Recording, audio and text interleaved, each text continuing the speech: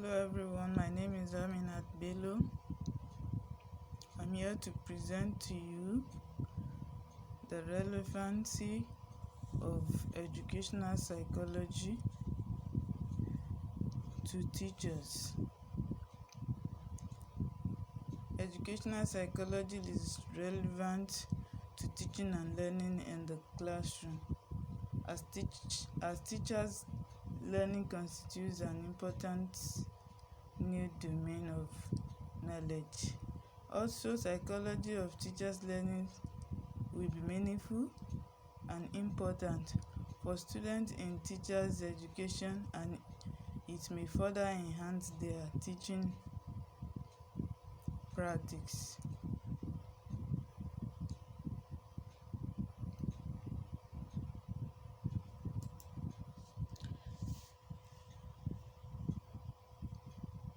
Educational psychology relevance. Education psychology gives education the theory of individual learning differences, that every learner has different mental ability and they learn at different pace. Educational psychology can change education and give it new meaning to learn in the classroom by helping teachers to identify that the need to teach learners according to their mental ability. Educational psychology change whole concept of education that allow only the upper class to learn. Also, educational psychology helps prepare teachers to know their roles, methods of instruction, and teachers' action frame. Educational psychology help gives teacher new vision to be thoughtful teacher who engage continuously in learning process. It also helps teachers to learn all the times and view learning and develop as a lifelong process for themselves and for their learners. It helps teachers to learn continuously and develop themselves through their teaching career. Educational psychology helps teachers benefit by knowing something about how other teachers learn, and also helps them reflect on their own process of learning. Educational psychology helps teachers to become thoughtful professionals by gaining both metacognitive knowledge of classroom learning and metacognitive knowledge of classroom teaching. Educational psychology enhances the teacher's ability to teach more effectively in teacher preparation program and more effective practice in classroom. In fact, there is no how teacher could teach without educational psychology knowledge. Follow me as I present each unit of educational psychology to you.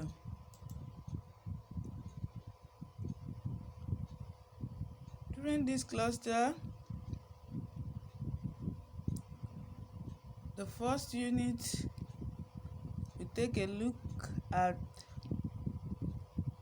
the video uploaded which help all students to answer specific question about the module and the work in general. And in unit 1, we demonstrate our understanding of various theoretical perspectives and how it affects and impacted learning, through which we attempt quiz and written tasks and also another short question quiz. In unit 2, we were exposed and engaged with different learning theories and also integrate our knowledge of approach to theories. You also go through quiz, mixed question tasks and written tasks for this unit. In Unit 3, we made some research about intelligence, engage with it, and we demonstrate our understanding of which we through multiple choice and video blog presentations at the end of the unit. This unit and Unit 4 expose us to multiple intelligence, emotional intelligence and learning style concepts, and we demonstrate important elements of understanding these when we are working with learners through quiz and PowerPoint presentation. Unit 5, we demonstrate our knowledge of child from age of 8 to 13 and later give explanation on why the knowledge can impact learners' progress through mixed quiz and written tasks as well. As a teacher, all these units will help you to understand learners, their ability to learn, their background, and how their background can affect their learning. For example, a case study of how Jude microsystem affects him is a good example here. Jude was a healthy child, but due to the separate of his parents, he was left unattended to, and he was being physically abused and witnessed much domestic violence before his parents separated, and his mother had sexually abused him.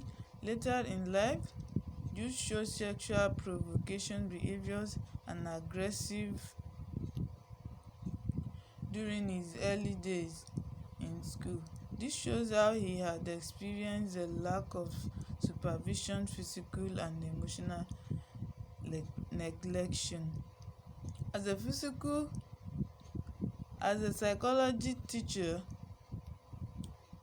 when you see a child like Jude, you should be able to study and identify his background and how to handle and work with such learner alongside with counselor. You would be able to do this just because of the knowledge of psychology you already have. In regards to this, knowledge of educational psychology can help teachers to accommodate learners with learning barriers. For example, physical and health conditions that may affect learning success of learners with Down syndrome include muscle hypotonia or low muscle tone. This type of learner have problem with mobility and postures. They have breath and speech difficulties, ligament and joint laxity, poor reflex, lethargy or stamina, being back short nap. To understand the physical demands that low muscle tone plays on learner with Down syndrome, imagine yourself cooking dinner with socks on your hands. Teachers can accommodate such learner by allowing them use extra time to complete their tasks. Also, use wrist and finger strengthening activities to support their fine motor development.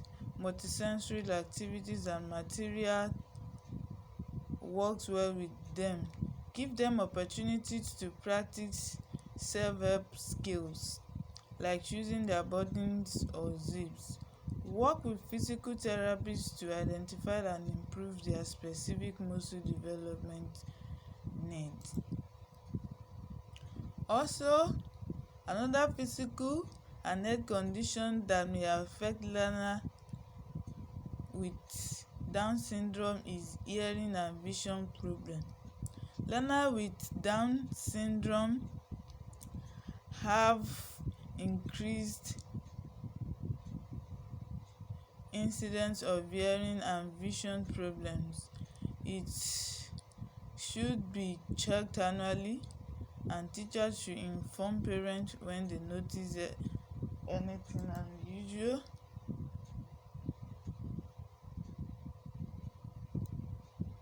What teacher can do to accommodate this type of learner? Teachers should use visual aids always. Place them at the front of the class. Use short sentences when given instruction to them. Use large fonts and simple pictures when they are pictures on their printing material. Give them benefit of the doubt if they appear not to be listening. Ensure they wear their hearing aids if needed. All this can go a long way for learners with Down syndrome to have sense of belonging and achieve success in their academic. Thank you.